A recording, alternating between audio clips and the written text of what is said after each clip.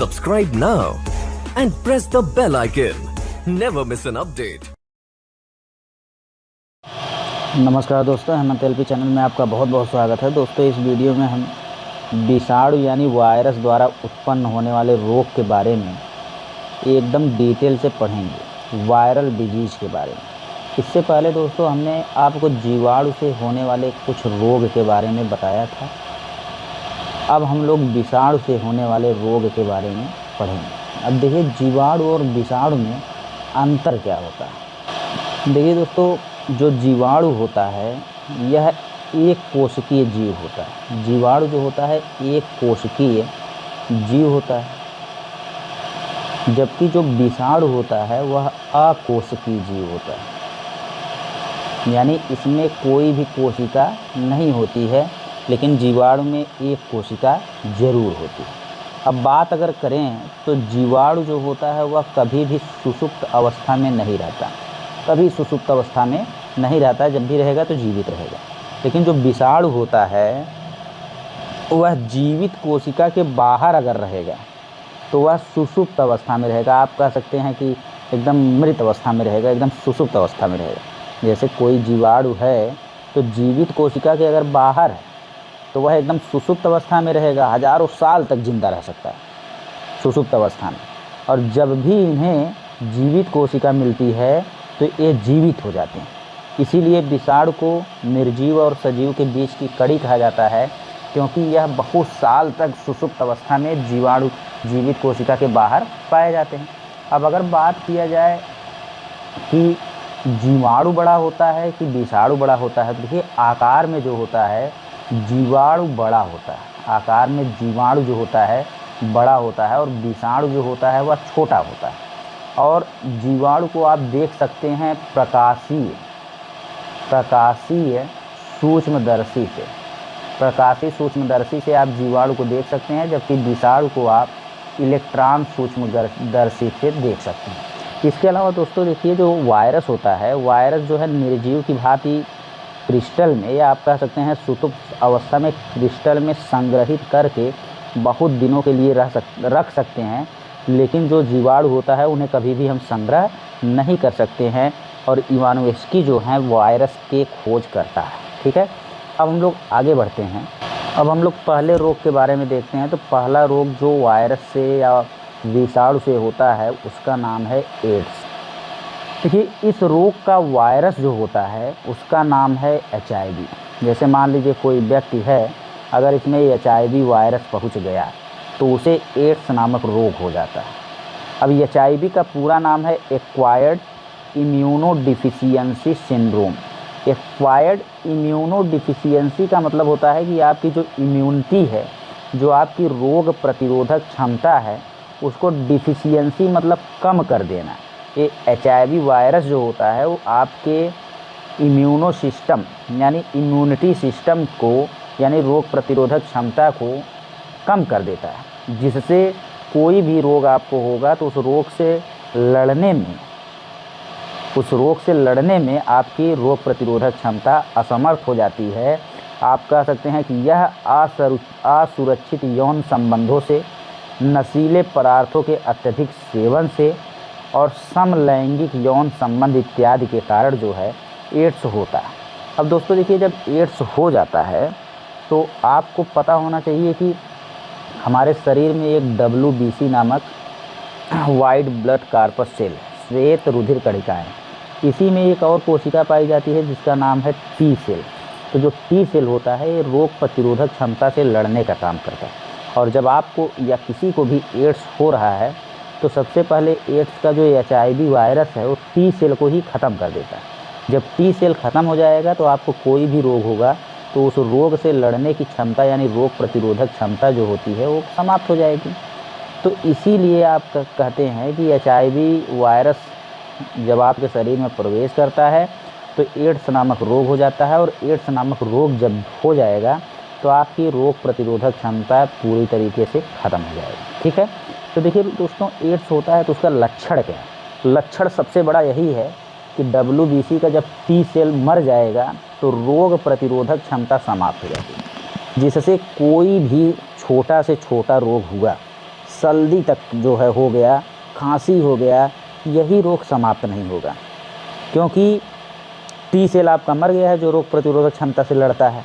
तो रोग प्रतिरोधक क्षमता समाप्त हो जाती है, जिससे किसी रोग के जीवाणु और विषाणु आसानी से रोग पैदा कर सकते हैं। रोगी का शरीर जगह जगह पर फूल जाता है और खून का संचार अव्यवस्थित हो जाता है। अंततः रोगी की मृत्यु भी हो जाती है। ठीक है दोस्तों, एड्स होने के कारण में सबसे पहला तो यही है असुरक्षित यौन संबंध, दूसरा है समलैंगिक संबंध, तीसरा है वेश्यावृत्ति, चौथा है मादक पदार्थों का सेवन, पांचवा है बिना समुचित सफाई के रुधिर का आदान प्रदान, पांचवा है यूज किया गया इंजेक्शन या ब्लेड।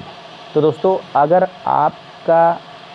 आपको एड्स नामक रोग अगर हो रहा है, मतलब किसी को एड्स नामक रोग हो रहा है, तो उससे प्रभावित होने वाला अंग जो होता है वह WBC होता है, यानी वाइट ब्लड कॉर्पसेल, यानी श्वेत रुधिर कणिकाएँ जो होती हैं इसमें प्रभावित हो जाती है। देखिए, अफ्रीका जो है एड्स का जन्म स्थान है। सबसे पहले एड्स का रोगी अफ्रीका में पाया गया और युगांडा जो है एड्स की राजधानी। ठीक है। एड्स के लिए एलिजा टेस्ट किया जाता है, जिससे HIV वायरस का पता लगाया जाता है, या तो AZT यानी एजिडोथाइमिडाइन नामक जो है टैबलेट का प्रयोग किया जाता है। तो दोस्तों, इस तरीके से आप एड्स के बारे में जान गए कि एड्स जो रोग होता है वह एक तो वायरस से होता है और प्रभावित अंग होता है कौन सा, WBC होता है। ठीक है। तो दोस्तों, एड्स का पूरा नाम भी आप जान गए। एड्स का पूरा नाम है एक्वायर्ड इम्यूनोडिफिशियेंसी सिंड्रोम, जबकि HIV का फुल फॉर्म होता है ह्यूमन इम्यूनोडिफिशियेंसी वायरस। ठीक है। आगे चलते हैं हम लोग, तो देखते हैं डेंगू ज्वर। तो जो डेंगू ज्वर होता है यह भी वायरस के कारण होता है और बहुत ही इम्पॉर्टेंट है कि डेंगू ज्वर जो होता है यह वायरस के द्वारा होता है। देखिए, डेंगू जो होता है वह मच्छरों द्वारा फैलने वाला विषाणुजन्य रोग है। इसे हड्डी तोड़ बुखार भी कहते हैं, यानी इसमें जब बुखार हो जाता है तो आपकी हड्डियां बहुत बुरी तरीके से दर्द करती हैं, जैसे लगता है कि हमको कोई हड्डी हमारी तोड़ दिया है, इस हिसाब से दर्द करती है। इसीलिए डेंगू ज्वर को हड्डी तोड़ बुखार भी कहते हैं। अब यह जो मच्छर काटने से होता है उस मच्छर का नाम है एडीज नामक मच्छर, यानी डेंगू ज्वर जो होता है एडीज नामक मच्छर के काटने से होता है। और डेंगू ज्वर मतलब बुखार है, तो बताइए आप जो है इसके लक्षण में क्या देखेंगे। बुखार होगा, त्वचा पर लाल चकत्ते हो जाएंगे, उल्टी होगी, आँखों, पेशियों, सिर तथा जोड़ों में बहुत तेज़ दर्द होगा, मतलब पूरे शरीर में मान चलिए बहुत तेज़ी से दर्द होगा। और डेंगू जिसको हो जाता है अंततः उसकी मृत्यु हो जाती है अगर सही समय से वह उसका इलाज नहीं किया। इसके बाद दोस्तों देखिए, इसका उपचार यही है कि आपको मच्छरों से बचना चाहिए और आसपास साफ़ सफाई रखना चाहिए और जो भी मेडिसिन बाज़ार में उपलब्ध हैं उनका प्रयोग करना चाहिए। अब देखिए, जब डेंगू होगा तो डेंगू अरबो वायरस से होता है और यह कई चीज़ों को प्रभावित करता है। लीवर को ख़राब कर देगा, फेफड़े को ख़राब कर देगा, हृदय को ख़राब कर देगा, आँख को ख़राब कर देगा, यानी शरीर के कई अंग को अचानक प्रभावित कर देता है। तो हृदय, फेफड़े, लीवर जो मेन आपके शरीर के पार्ट होते हैं सबको डिस्टर्ब कर देता है और अंततः लोगों की मृत्यु हो जाती है। अगला है पीलिया। पीलिया को ही हम लोग जॉन्डिस कहते हैं। तो दोस्तों, जो पीलिया नामक रोग है यानी जॉन्डिस नामक रोग है, जिसे हम कभी कभी हेपेटाइटिस नामक रोग भी कहते हैं, तो यह रोग जो होता है यह यकृत का रोग है, यानी हेपेटाइटिस बी हो चाहे पीलिया हो, ये सब आपके लीवर को ख़राब कर देते हैं। पीलिया का जो रोगी होता है उसकी रुधिर की सीरम बिलीरुबिन की मात्रा बढ़ जाने से त्वचा का रंग पीला हो जाता है। अब जैसे किसी को पीलिया हुआ है तो उसके त्वचा का रंग कैसा हो जाता है, पीला होता है। अब पीला क्यों होता है, पीला सेम यही चीज़ है कि रुधिर में जो सीरम होता है वो सीरम की मात्रा बढ़ जाती है और खून की मात्रा क्या हो जाती है, कम हो जाती है। जब खून की मात्रा कम हो जाएगी और सीरम की मात्रा बढ़ जाएगी तो आपका शरीर पीला पीला हो जाएगा। और इसका लक्षण यही है कि यकृत में जो लीवर में उत्पन्न होने वाला पित्त रस है, यकृत पूरी तरीके से बना ही नहीं पाता, और जब यकृत पित्त रस बना नहीं पाएगा तो आप जानते हैं पित्त रस जो होता है वो क्षारीय होता है और भोजन को जल्दी से भोजन में मिल के भोजन को क्षारीय बना देता है ताकि भोजन जल्दी से पच जाए, सड़ जाए आपके शरीर में। तो जब पित्त रस सही से बनेगा ही नहीं तो भोजन में कहाँ से मिलेगा, और भोजन में मिलेगा नहीं तो जो भी हम खाएंगे वो पचेगा नहीं, बल्कि उल्टी हो जाएगी या तो मतलब कई प्रकार के पेट के रोग होते चले जाएंगे। तो जब पाचन क्रिया डिस्टर्ब होगी तो लास्ट में आपकी मृत्यु होने की संभावना रहती है। आँखें और त्वचा पीली हो जाती खून की कमी के कारण, और पेशाब भी पीला हो जाता है। खून में पित्त बढ़ जाता है, आपके ब्लड में जो होता है पित्त बढ़ जाता है। इसके अलावा भूख भी नहीं लगती। अब रोगी जो होता है उसका उपचार यही है कि पूर्ण रूप से आराम करे, नियमित भोजन करे और जो बाज़ार में मेडिसिन्स हैं उसका सेवन करें। इसके अलावा कार्बोहाइड्रेट, प्रोटीन, वसा से युक्त भोजन करें। अब आपको हमने बता दिया कि अगर पीलिया आपको हुआ है तो आपका लीवर जो होगा प्रभावित अंग होगा। अगला देखेंगे पोलियो। तो दोस्तों देखिए, पोलियो को हम शिशु अंग घात कहते हैं, यानी जो पोलियो होता है वह ज़्यादातर बच्चों में होता है और बच्चों के विकलांगता के लिए यह बहुत बड़ा अभिशाप है। प्रायः छोटे बच्चों को यह प्रभावित करता है और कोई एक अंग जो होता है खराब कर देता है, ठीक है, जिसे आप दिव्यांग कहने लगते हैं। तो देखिए लक्षण क्या है, इस रोग में शरीर के किसी भी अंग का पक्षपात यानी शून्य यानी अपाहिज हो जाता है। मतलब जैसे हाथ काम करना बंद कर दिया, पैर काम करना बंद कर दिया, या शरीर का कोई एक अंग काम करना बंद कर देता है, तो इसी को आप कह देते हैं पोलियो मार दिया है, इसको पोलियो हो गया, अपाहिज हो गया। इसका आरंभ जो होता है बहुत ज़्यादा बुखार से होता है, बुखार हो जाएगा, बदन दर्द करेगा, हाथ पैर दर्द करेगा। अंततः इसका तंत्रिका तंत्र, रीढ़ की हड्डी और आँत की कोशिकाएं जो होती हैं नष्ट हो जाती हैं, यानी आपका दिमाग भी काम करना बंद कर देगा। तो इसके लिए आप पोलियो का टीका जन्म के कुछ समय बाद लगाते हैं और इससे प्रभावित होने वाला अंग जो होता है वह तंत्रिका तंत्र होता है। तो पोलियो से प्रभावित होने वाला अंग जो होता है वह तंत्रिका तंत्र होता है। अगला देखेंगे इन्फ्लुएंजा। इन्फ्लुएंजा जो होता है यह वायरस से होने वाला संक्रामक रोग होता है। दोस्तों इन्फ्लुएंजा जो होता है वायरस से होता है और वायरस से होने वाला संक्रामक रोग होता है। इन्फ्लुएंजा के वायरस संक्रमित व्यक्तियों में थूक के द्वारा, कफ के द्वारा, छींक के द्वारा या नाक के द्वारा या मुंह के द्वारा एक से दूसरे में, जैसे मान लीजिए आप एक सामान्य हैं और एक व्यक्ति ऐसा है जिसको इन्फ्लुएंजा हुआ है। अब यह अगर थूक रहा है और थूकने के बाद मान लीजिए आप उसी थूक पे चढ़ गए तो आपको इन्फ्लुएंजा या फ्लू हो जाएगा, ठीक है। छींक दिया आप सामने हैं तो नाक के द्वारा या मुंह के द्वारा यह वायरस आपके अंदर चला जाएगा और आपको भी इन्फ्लुएंजा या फ्लू हो जाएगा। तो इसी को संक्रामक रोग मतलब एक से दूसरे में पहुंचने वाला रोग कहते हैं। सारे शरीर में दर्द होगा, इन्फ्लुएंजा सारे शरीर में दर्द होगा, बुखार और जुखाम होगा, ठीक है। और सबसे ज़्यादा इम्पॉर्टेंट है कि खांसी और छींक बहुत ज़्यादा आएगी, क्योंकि इन्फ्लुएंजा जो है खांसी संबंधित फ्लू ही है। इसके अलावा बेचैनी, सिर दर्द इत्यादि बना रहता है। सावधानी बरतने पर इन्फ्लुएंजा जो होता है 4 से 6 दिन में उतर जाता है। इसके लिए टेरामाइसिन दवा या पौष्टिक भोजन करना चाहिए।